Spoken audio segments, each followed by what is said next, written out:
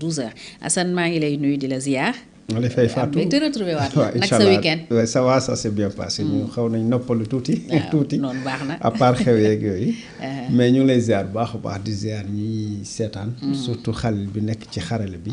am mbégte ñëwaat pour aborder actualité bi. kilifa yi surtout ñu ngi leen di bàyyi xel bu baax a baax di leen ziar. di leen nuyu di leen ziar. waaw di sàkkuwaat ñaan ci ñoom. di gërëm bu baax a baax ñi ñuy toppee ci réew mi ak ci bitim réew. surtout ñoom siis ak ñoom Dame Kébé ak ñooñu.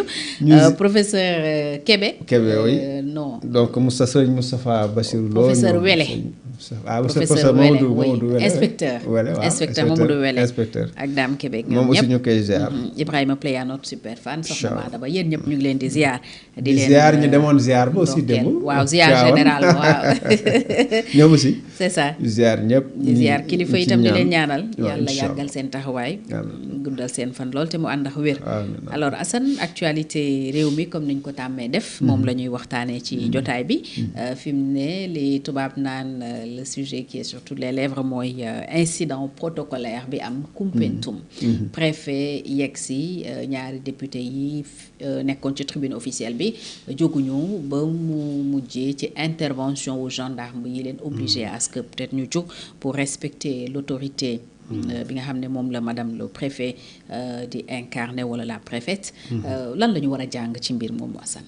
jërëjëf Fatou ñu ngi lay nuyuwaat bu baax di la ziar di wax ni problème la boo xam ni vraiment naxari na Sénégal yi trop. donte juste incident lañ fay wax mais dafa am lu mu feeñal lu bëri la ca ginnaaw moo tax may wax bu ma koy résumé ñoom ñëpp a toor. ñoom ñëpp a toor déjà damay commencer ci erreur u député yi kilifa ñëw na nit ñaa ngi jóg jox ko cër boo jógul rek déjà dafay signifier manque cër loolu rek waxuma sax protocole mais damay wax rek ni règle de bienséance ci diggante ay nit ak nit diggante respecté joxante cër loolu rek geste la d'autant plus que même dañuy wax ni en matière de civilité xam nga nit ñi dañoo naan ñii dañu war a civiliser mais civilité la en matière de civilité même di nuyu nit toog sax gënul lu gën mooy nga jóg taxaw nga nuyu ko nuyu rek waxuma lay autorité mais nit nii rek di ko nuyu toog rek rafetlu wuñ ko dañ ne nga jógoon taxaw de moom mooy gën nuyu ko moom mooy gën bu la fekkee nga toog donc fii député yi par égard par respect ak yooyu ne serait-ce que ñoom en tant que nit ak nit loo rek waroon na tax ñu jóg taxaw jox respect autorité administrative bi nga xam ne moom moo ñëw parce que autorité boobu moo représenté le gouverneur mooy président de la République ci région donc ça c'est l'autorité de l'État moom moo incarné wu foofu d'autant plus que tenue bi la sol donc nga respecter tenue bi c'est pas la personne mais tenue bi defuñu ko ñu toog fii ñu bu jàllee tenue bi sax jigéen aussi règle de bienséance dafa bëgg nga taxaw nga nuyu jigéen nga jóg une femme taxaw une femme léegi boo toogee ba léegi maa ci député yi soo toogee mu ngi tekki ni yow c'est pas que ëpp la ndomba tànk wala ëpp la dignité c'est pas ça mu ngi tekki défiance c'est comme si yow da nga ko bon de toute façon faalawuñ la quoi loolu lay niru quoi défiance maanaam toog bi day wax bon yaa xama ñëw nga ñëw bay ñëw ñun su yoon newul si yow quoi léegi nag erreuru préfet bi lay ñëw à partir du moment où ñoom def nañ noonu yow bul réagir baal mu sedd boo xam lu tax par exemple damay joxe benn exemple bu fekkoon président de la République dafa genre incident boo xam ni jaru ko woon parce que dafay teppi worma ay autorités publiques yoo xam ni dañ leen a fal. Vous voyez un peu ñaari erreur yi ñu tegale. bële c'est vrai que moo indi bii toññar bi dafa am. tooñ am na fee. mais toññar bi am na fii. du coup ñoom ñëpp ku si nekk da nga maanaam yow sa da nga gis sa bopp trop. léegi nag loolu yëpp lu muy tekki en réalité li nekk ci ginnaaw mooy problème li nekk ci ginnaaw lan la bi ñu nee benn régime bu ñëwee boo ñëwee falu nga ni bon boo ñëwee fi ngay fekk administration yoonam nekkul ci kii falu ku dul falu l'essentiel ku ñëw ñoom ñu ngi def seen liggéey ku dem ñu ngi def bàyyi la ñu def seen liggéey boo ñëwee fekk ñu def seen liggéey léegi nag soo ñëwee nga ni régime bi le système est là nañu nettoyer genre discours yooyu boo ko defee qu'est-ce qui va se passer ñi nga xam ne ñooy assurer l'administration ñoom dañuy braqué wu c'est-à-dire dañuy jàpp ni yow da nga jàpp ni peut-être duñu leen nommer décret nangam c'est au temps de régime passé donc peut-être que ñoom dañu am ay relations ak régime bi passé peut-être que yow dañu la contre et cetera. léegi nag suspicion boobu moo fi ne c'est-à-dire diggante l'administration une bonne partie de l'administration ak le régime dafa am benn genre xaar ma yàlla loolu noonu gars yi même bu ñu ko waxul dunduñu ko wanewuñ ko dafay feeñ ci attitude yi dafay feeñ ci comportement yi je ne sais pas si fàtte nga comme déet mais fan yee passé semaine yee passé weer yee passé incident yu mel noonu amoon na diggante Serigne Mboup ak le préfet à Kaolack d'ailleurs préfet da ko dégage Serigne Mboup ne ko dégagé wu ma bi ñu demee ba biñ coow li bëri comme nii rek le xalif de Medina Baye je pense c'est Cheikh Al Mani moo mujj woo leen jubale leen et après Serigne Mboup donte préfet bi da ko tooñ Serigne Mboup sax moo gën a rus maa koy tooñ Serigne Mboup moo gën a rus préfet parce que c'est pas bien parce que day am lu mu révéler incompréhension yi am parce que de plus en plus incident yooyu mu ngi am incident entre élus ak l'administration et du point de vue protocolaire ñëpp xam nañ ni le gouverneur moo fi représenté dans les régions le président de la République moo fi représenté le ministre de l'Intérieur moo fi représenté le président de la République et que préfets yi ñoom ñooy bras droit gouverneur les préfets et les sous-préfets ba ca chef de village yi parce que c'est la loi de 1972 la loi de 1972 a 4 chapitres chapitre 1 le gouverneur ku bëgg mën nga ko consulter ci internet parce que mu ngi ci booba mairie amul chapitre 1er le gouverneur chapitre 2 le préfet chapitre 3 le sous-préfet chapitre 4 le chef de village ci ñeenti ñooñu ku ci nekk dañ la expliquer lépp li nga xam ne nomination prérogative exercice de fonction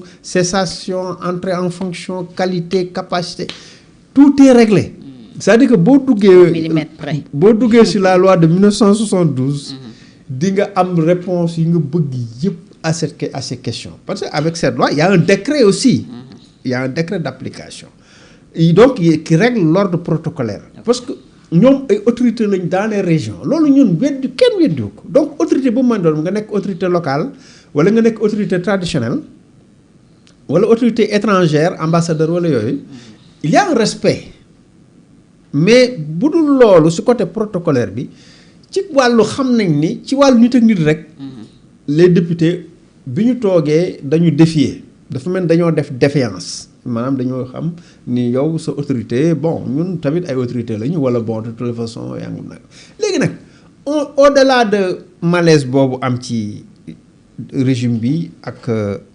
une partie de l'administration certainement wóoruma à 100% mais ñoom nañu dëkkee ñoom ci seen zone il y a quelques soucis. am nay antécédents. waaw paraît-il parce que am na yuñ ciy wax. waaw nee nañu préfet bi ñu ne préfet bi dafa procéder à des déguerpissements. il y a des problèmes déguerpir na par exemple atelier wu kenn ci député yi. là ils sont pas contents peut-être teel nañ ko loolu. non il y a un problème c'est-à-dire que en général le Sénégalais n'a pas de problème. yooyu xam nga yooyu en général amuñu problème yooyu. n'est-ce pas yow da ngay ñëw fekk sa kilifa sax mu jóg taxaw mu jóg. amoon naa genn kilifa man boobu élève laa waxuma sax étudiant de élève moom ma doon imaamu dëkk bi góor gi temps yooyu góor googu waroon na am juróom-ñaar fukki at jëm juróom-ñetti fukki at bopp bi weex sikkim bi tout góor gi bu toogee fenn ci pénc mi yow xale bi même boo solee flottant bele fete di romb foofu romb à 20-30 mètres góor gi day waaxoo fa mu ne ñëw daj ñëw nuyu la xoolal góor googu ça musuma fàtte loolu jigéen ñi bu ñu toggee ba pare xam nga boobu dañuy xàjjale ndab yi ndabu góor ñi ndabu jigéen ñi góor gi bu lekkee ba pare il faut mu jógee ci ndabu góor ñi sama jigéen ñooy mujjee pare ndax mu caat yeeg ñëw seen ñëw tiim jigéen ñi wax leen jisaakal moo laaw xayru jisaak neex na bari na taxaw ñaanal leen door a dem néegam xool boobu diplomatie mais loolu ñun Sénégal diplomatie loolu la ñu xam respect joxante cër te da nga koy gis sax ci xale yi bu ñu gisee duñ la fekkee fenn nuyu la voilà boo dee mag ñu jox la cër respecté la boo dee autorité ñu jox la sa wàccuwaay. ah c'est sénégalais. waaw ça c'est sénégalais. am déet léegi nag su gars yi bu ñëwee toog. seen nañ ko muy ñëw gis ñëpp jóg. mais ça veut dire que. y a des antécédents. c'est vrai qu'il y a un problème. il y a un problème c'est-à-dire que bu problème amul woon avant. peut-être incident boobu du feeñ. bu problème amul woon avant aussi peut-être préfet bi du def noonu. préfet da leen wane da ngeen may fontoo voilà un peu li mu tekki donc yooyu je pense que à mon avis ñoom si su benn bopp ku nekk na nga mat li nga doon ci waxin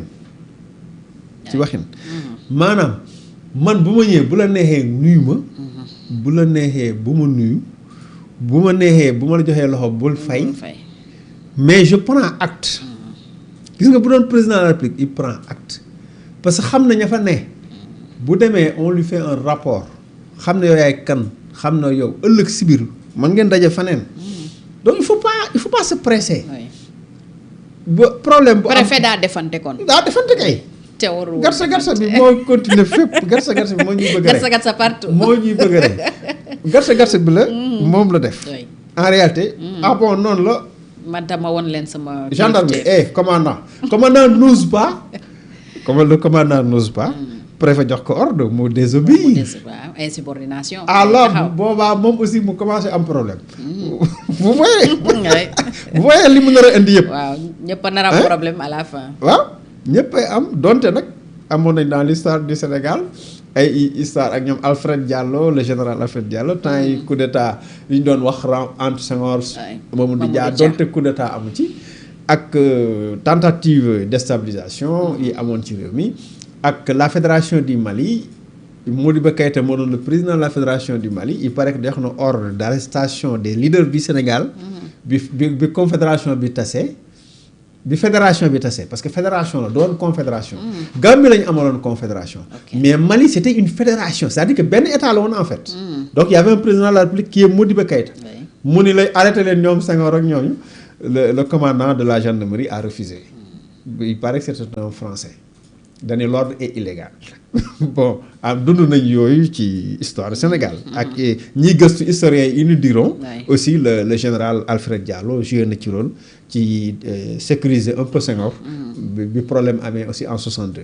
donc yooyu am na fi mais je dis fondamentalement en règle normale bu préfet joxee commandant ordre venant du préfet. Là, le commandant exécute. Et députés, ils se sont bien comportés, résisté au nous. Ça aussi, c'est un autre problème. Accepte nañ mais humiliation là. ci ñoom. Ah oui. Ah, c'est une humiliation. boo ñëwee sax citoyen nga ñëw fekk fenn nga jël gendarmerie ñu jëli ko fi mais loolu déjà c'est humiliant waxuma leen nga nekk autorité. donc defante yooyu. un élu du peuple. defante yooyu nañ ko régler au niveau. je crois que il est temps. waxuma ñu rendre que public de mais il est temps qu'au ministère de l'Intérieur ñu régler ces questions-là en envoyant des notes de service et en essayant de rencontrer les élus wala le président de l'association des élus wala le président de l'Assemblée nationale ñu envoyer ay notes de service ñu clarifier publiquement les trucs protocolaires et tout parce que incidents yi mën a répété wu parce que dañ dajawaat faneen parce que ñoo bokk askan wi ñoo bokk li ñuy inauguré ñoo bokk population faaw ñuy daje. foog ñuy daje ñoo dëkk. léegi nag relation yooyu nañu fexe ba ñu jiital l'intérêt supérieur du Sénégal mais bu ñu jiitalee leneen rek lii mooy am jaayante di ngeen xam ni voilà nii laa mel dinaa kii maa ëpp ay pouvoir nangam ñuy jote foofu di jote te ça peut aller loin parce que xam nga ça peut aller loin imagine une seconde ñu ñëwoon di déloger député yi ñu ni bougé wuñu léegi gendarme bi dañ koy dóor da ngay dóor député bi wala da nga def ni nga def Hissène Habré nguufaan ko wàccee ko tribune bi oui ça aurait pu mal tourner.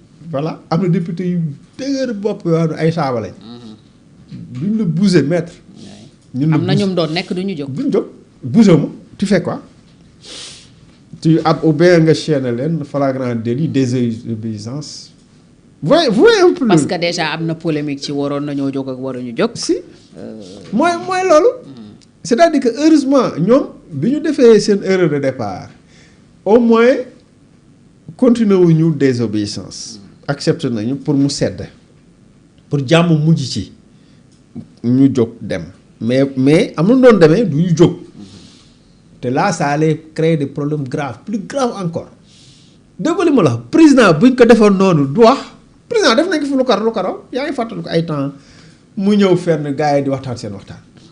mel ni gisuñu rentrée des causes et tribunaux la daaw mel ni gisuñu ko dama foog ni loolu neex na ko. ba Mamadou Badio Camara ndem si yàlla di leen kobas. waaw. naa leen président ñëw na wuy leen. ñoo ko tey ku président fu mu waay ñoo ko tey. président buy ñëw rek. président fu muy ñëw ñëpp xam nañ président yi. waaw président ngi yegg si. moo c'est annoncé même. loolu président day man mi du yoot président yi dugg fenn. alors avant ñuy wax waxu déguerpissement Assane waxoon nañ tam genre préfet bi dafa faral opposition.